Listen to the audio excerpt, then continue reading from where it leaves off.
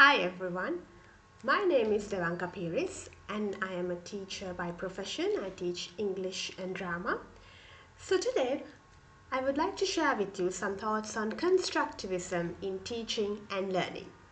So let's get started. So this is a quick outline of the presentation today. So we'll be starting with the definition, then we will be looking at the breakdown of that definition.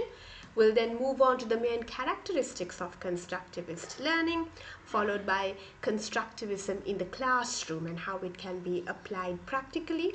We will also look at some visual evidence of constructivism in practice in a real-life classroom setting. And finally, we will sum up with the summary. So let's begin, shall we? Definition of constructivism in learning.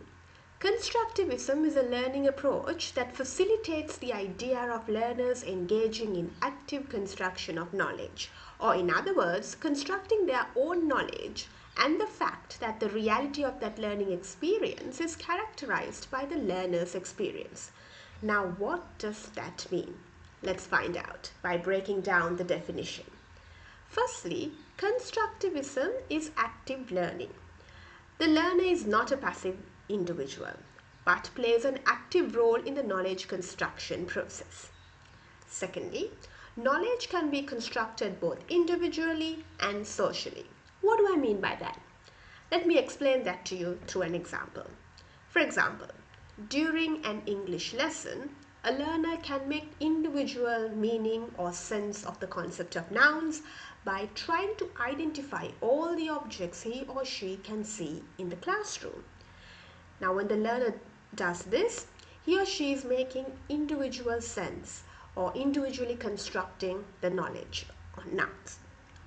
Then, when engaging in a group activity, the learner can share his or her nouns with peers and also learn new nouns from peers that he or she may have missed. So when the learner does this peer interaction, the learner is engaging in a social construction of knowledge.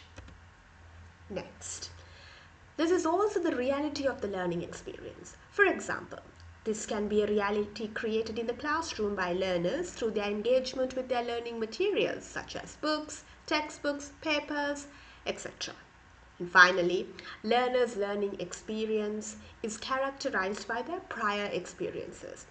Remember that learners are not blank slates and come with prior life and academic knowledge. For example, when teaching nouns, some learners may inform the teacher of the different types of nouns they have already seen or learned in their homes. And as teachers, we need to take that into account when preparing our lessons and also delivering them. Right, now let's move on to the main characteristics of constructivist learning. Firstly, this is an active process and can be both or either mental or physical. Here, learners receive information and make their own meanings from the information that they have received. Secondly, this is also a learning to learn. Learners learn by constructing meaning, which influences further learning. Thirdly, learning involves language, and we all know that language influences our learning and thought processes. Next, learning is a social activity. Learning is closely linked with others such as peers, teachers, family, surrounding society, and culture. Moving on, learning is contextual. Learning is done in close relationship to what learners know, believe, accept. Their prejudices, fears, etc. are all part of the context in which they learn. And finally, learning requires knowledge to learn. Learning requires a structure to be developed from previous knowledge to build on. Learning must be connected to the current state or level of the learner.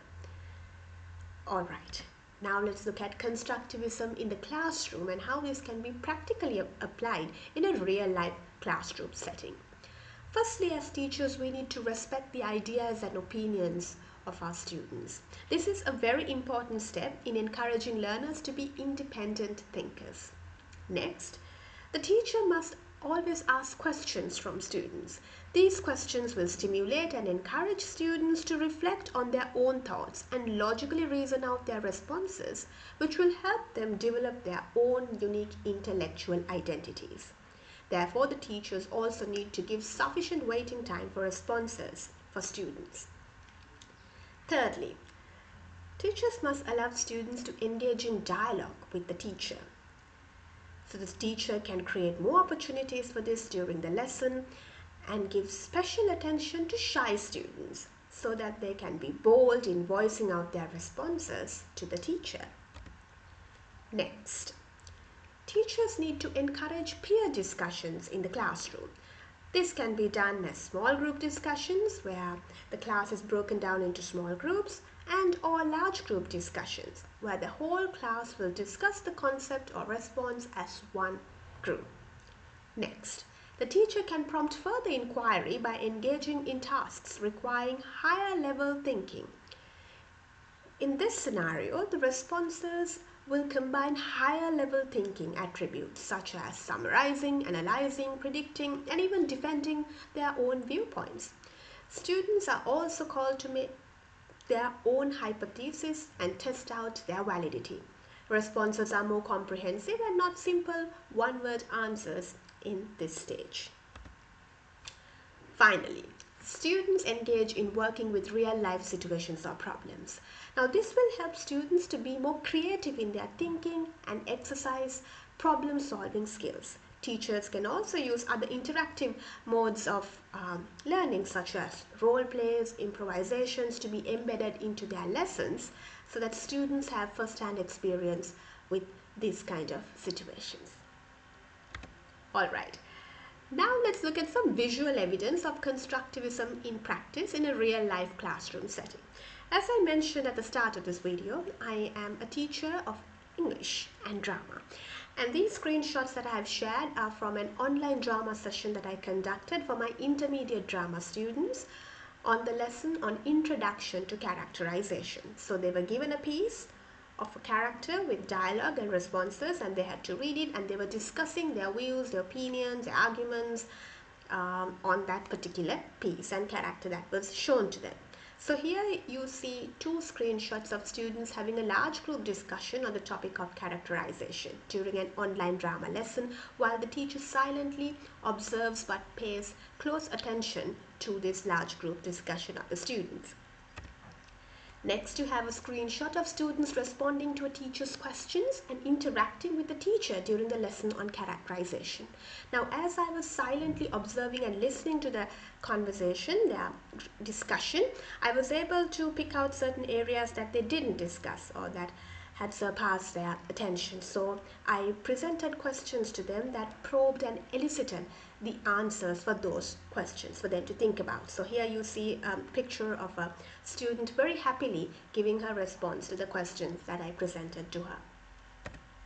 Next, we have two screenshots of students engaging in a creative way of responding to a real-life situation the character was facing during the lesson on characterization. So what I got them to do here was I got them to rate the responses of their character from 1 to 10, 1 being the lowest, 10 being the highest, and they had to show with their fingers what the rating they would give for that particular character. So as you can see, they gave a higher rating because they thought the response of that character was good. And I got them to use their fingers so that it will be a more kinesthetic engagement with learning. Right, now let's look at the summary of the session. The presentation commenced with an outline of the content to follow. Thereafter, a credible and academically sound definition was provided on constructivism in learning and teaching, followed by the detailed breaking down of this definition with examples as appropriate. Thereafter, the main characteristics of constructivist learning were given adequate explanations that led to the practical application of constructivism in real-life classroom settings. In further support of the practical application, pictures from a real-life classroom in which students were constructing their own knowledge were also presented. And here you have the references that I used for this session. And that's about it. So thank you everyone for watching. I hope you enjoyed this session and learned something. And I hope you'll be able to use it in your teaching context as well. So thank you very much once again. Stay safe, take care, and have a great day. Thank you once again. Goodbye.